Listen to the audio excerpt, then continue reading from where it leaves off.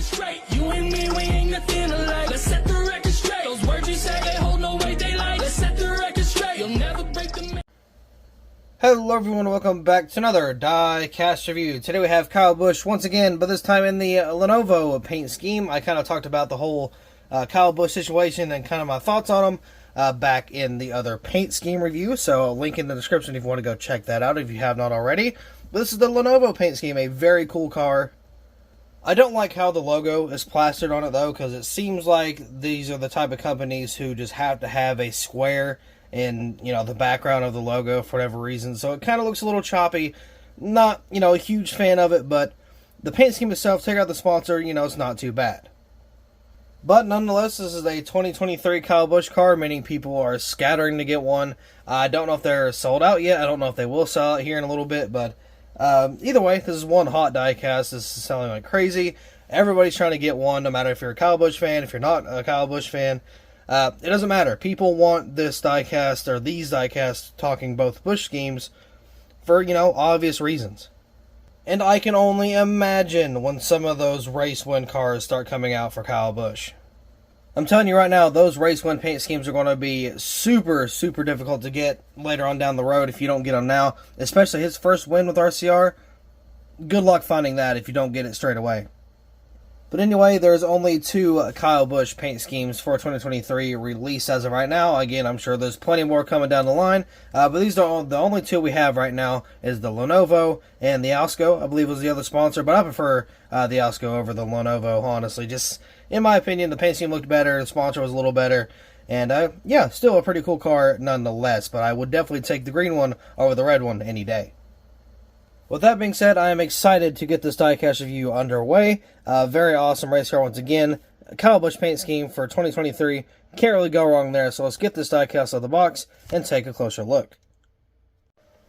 Here's the diecast out of the box, and man, this is a sharp scheme. Now again, the sponsor itself I'm not really a fan of just because it's like super square and bulky. But if you take those away, maybe add some other sponsor, or not even that, maybe if you just take like the Lenovo, make it like a red outline instead of a big red block and throw it on the side like that and on the hood and stuff. I think that'd look pretty darn good because the paint scheme itself is really nice. Like I'm really liking all the ledges, all like the almost like it looks like steps going up to the back end. It looks really nice. The front end's really cool looking. The back end isn't even, you know, decorated, but it's still, I like how it stops at the taillights. But I mean, it's a great scheme. I like how it goes both up and down on the paint scheme, and it goes to the roof, making it a red roof number. Or not roof number, but a red roof. And it looks really good. I like how the paint scheme is made. Just the sponsor doesn't really clash, or is not as smooth as I would like it to be for such a clean scheme like this. Definitely a sweet ride nonetheless, but this is not the only number 8 car we are reviewing today. We got the 2023 Josh Berry paint scheme we're going to be taking a look at here later on today. But as of this very second, we are focused on good old KFB. So now, again, the paint scheme is really nice. I like how it flows. It's just the sponsor is not really doing it for me in terms of, like, how it's made. The blockiness, and it's twice on the side. I don't like that. I like having a big logo kind of, you know, across the rear down to the number. I like it having like a big logo, but it's a double logo. Not a fan of that, and it's all blocking stuff, so I'm not really vibing with that. But it's still a cool paint scheme nonetheless, and it's a Kyle Busch 2023 car. You know, can't go wrong there. It's still so weird seeing them with Chevy, man. I'm not going to get over that for at least the whole season. It's going to be kind of odd until then. I got Lenovo there, got the hood louvers there as well. I got the Busch banner, of course, got the bow tie and then Busch. Kind of a messy print, but I mean, it's there nonetheless. Got the number 8, a very nice looking number 8. Definitely not your traditional number 8 you would think of with like Junior, but this is more of the Reddick and Kyle Busch number 8.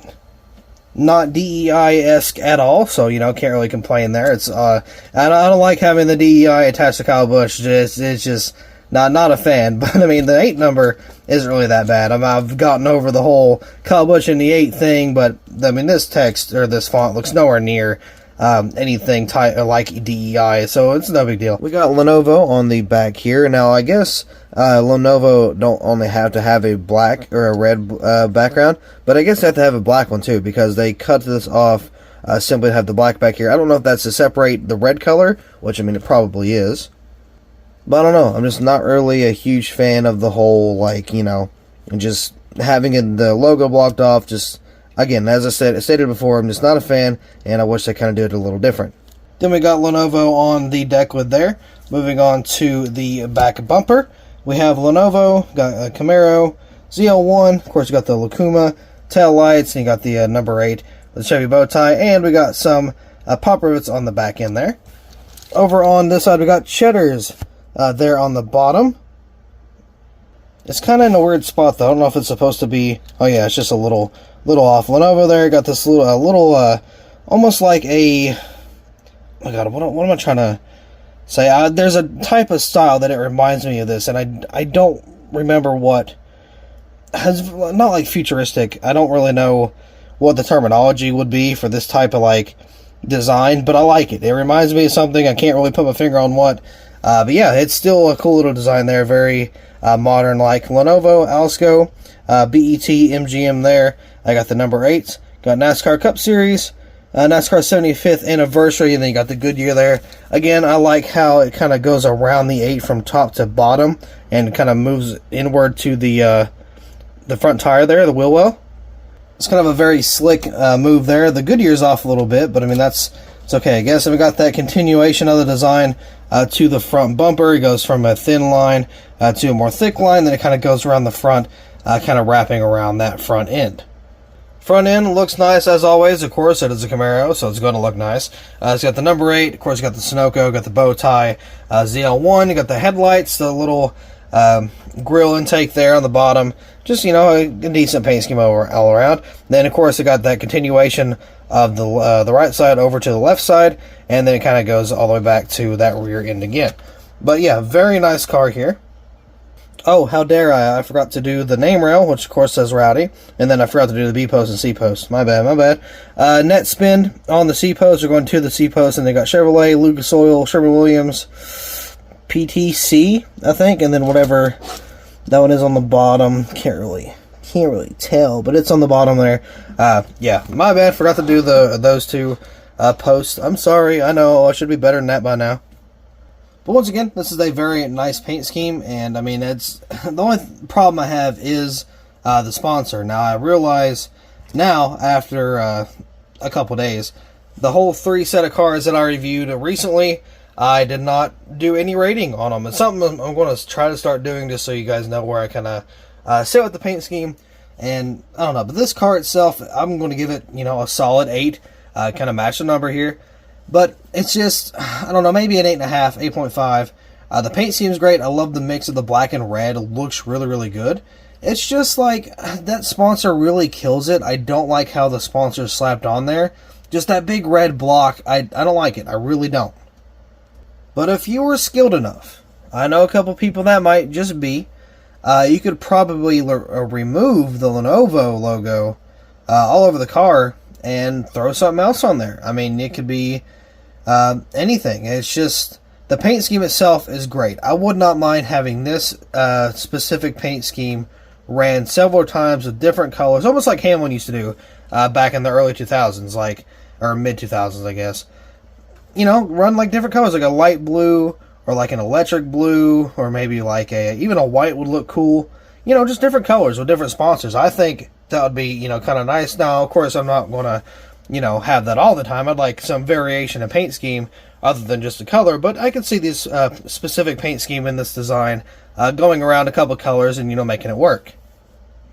One thing, though, I would like to see on this diecast specifically to kind of top it all off, give it a chrome number. That would be amazing. I feel like a chrome number on the side and on the roof, maybe just the side, I'm not sure, would make it pop a little bit more, and I think it'd look a little better, honestly. So, I mean, maybe throw that in there, kind of bump it up a couple points, but as of right now, I'm going to give it an 8.5, and I would give it a 9 or a 9.5 if the sponsor was done differently. But just because of that, I'm going to have to bump it down a few points. But that being said, I do believe that will be all for this diecast review. So thank you all so much for watching. I hope you all enjoyed, and I will see you in the next video.